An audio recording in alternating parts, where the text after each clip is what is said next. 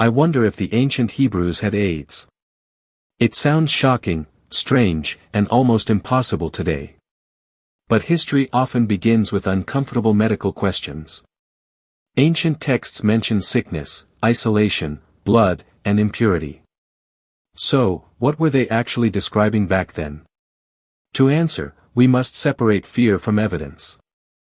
AIDS is not just weakness or mysterious illness. It is caused by HIV damaging immune defenses. Without HIV, AIDS as defined today cannot exist. Modern science traces HIV's emergence far later historically. Researchers connect pandemic HIV to Central African origins. That timeline appears thousands of years after biblical Israel. So the simple answer is probably no. There is no evidence ancient Hebrews had AIDS.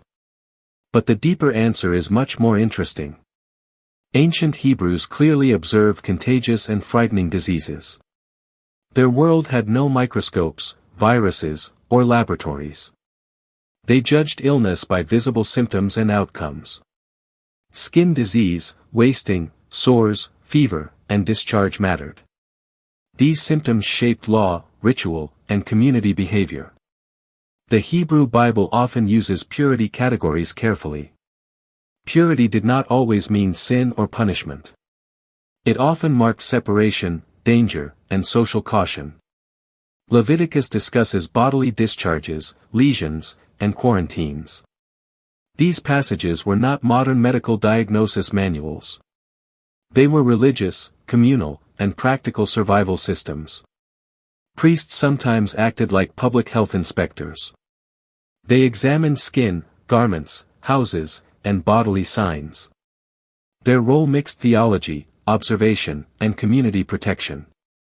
That does not mean they understood immune collapse.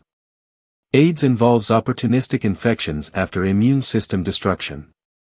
Ancient observers could only describe the visible suffering. They might see wasting, infections, and sudden vulnerability. But many diseases can create similar outward signs. Tuberculosis can cause coughing, weakness, and severe wasting.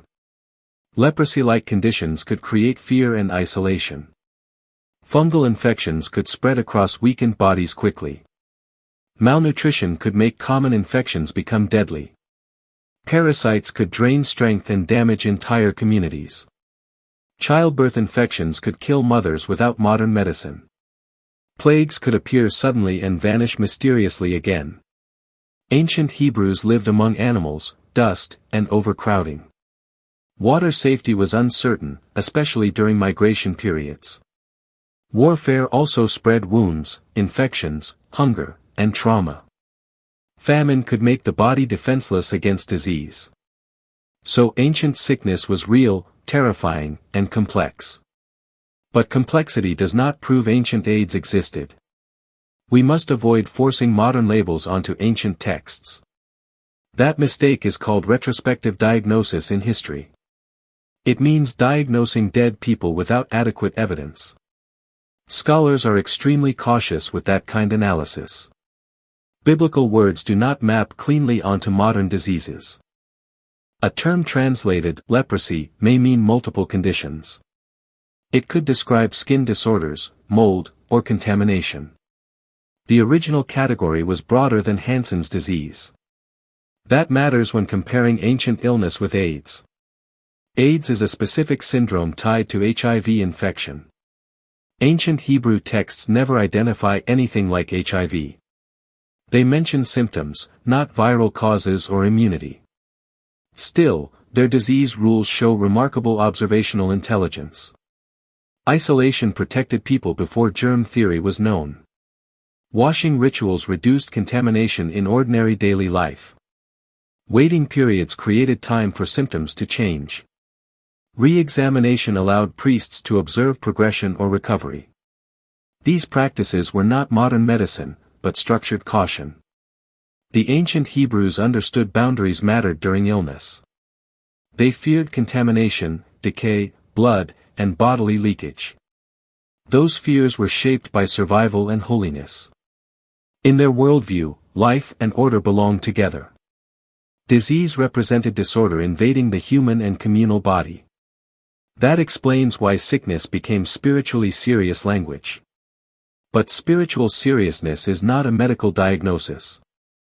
Modern viewers often confuse symbolism with biological description.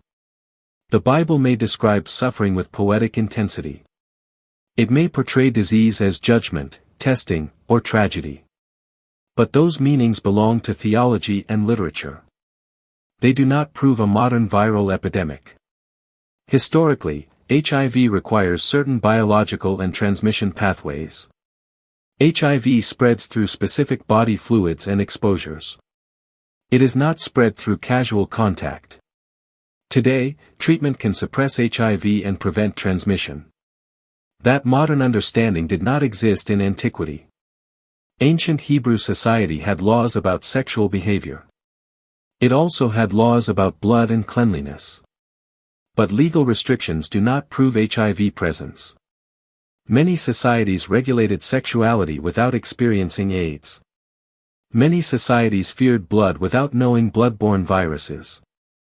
Ancient medical systems often generalized from visible danger.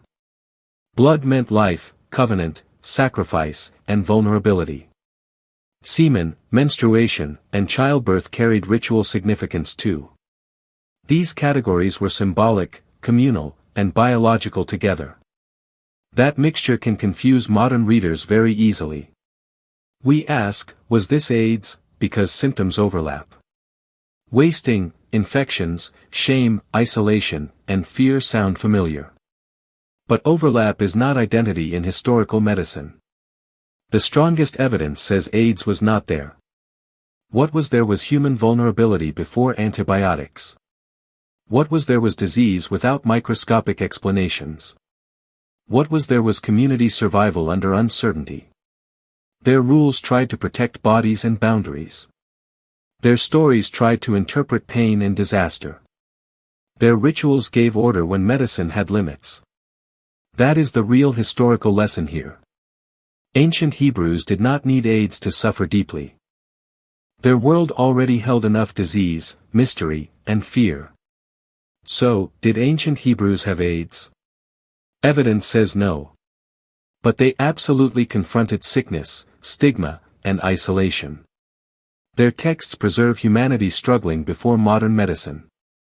That makes the question strange, but historically useful. Like, subscribe, and comment your thoughts below today.